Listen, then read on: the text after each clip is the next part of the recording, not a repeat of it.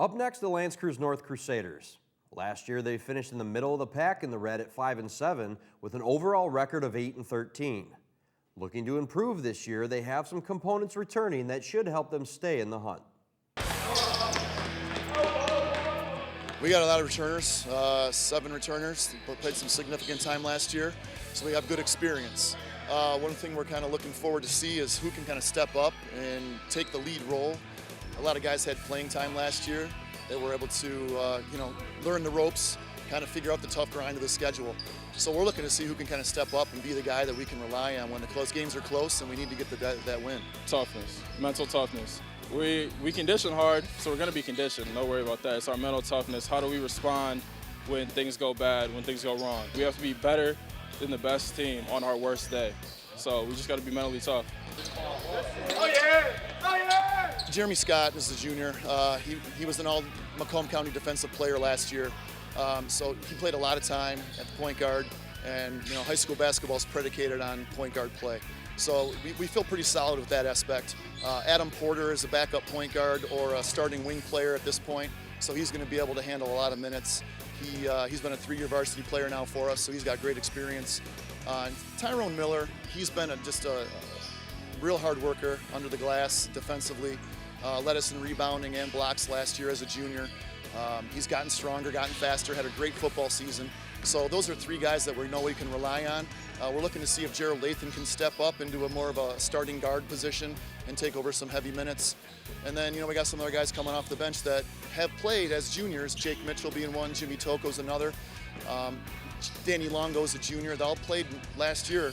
And so we're just looking for those guys to step up and make some plays for us. We got a lot of returners that are good leaders, and we got a lot of sophomores getting moved up or people that didn't play last year, so they help them out and show them how it's done. I like our new offense that we're putting in. It's giving us a lot of freedom to move the ball around, and it's kind of nice having a lot of my senior friends and also my close junior friends up on the team. So we got a lot of good chemistry coming up, and we'll be a tough team to beat. First of all, we want to be great at defense again. We've been a top 5 defensive team in Macomb County for quite a number of years now. We're going to expect to keep that tradition going.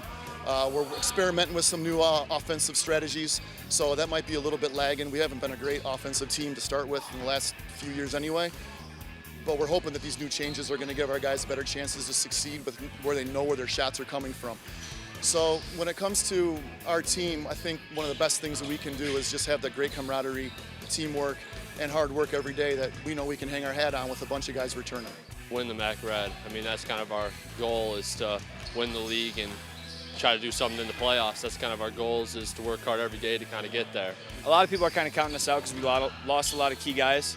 So I think we just want to prove people wrong and really compete in the MAC Red and make a run in the playoffs. Dakota's obviously going to be the favorite. Chippewa Valley's right there with them. They got one of the best players in the league. And so, those 2 teams off the bat right now, barring any injuries, they're probably the favorites.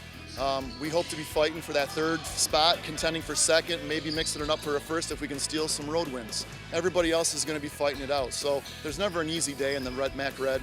We all know that. So we're just coming prepared to work every day and give it our best shot. Here's LCN's schedule. They begin on December 9th against Port Huron Northern, then home for the Dave Jackson Tip-Off Classic against L'Anse Creuse.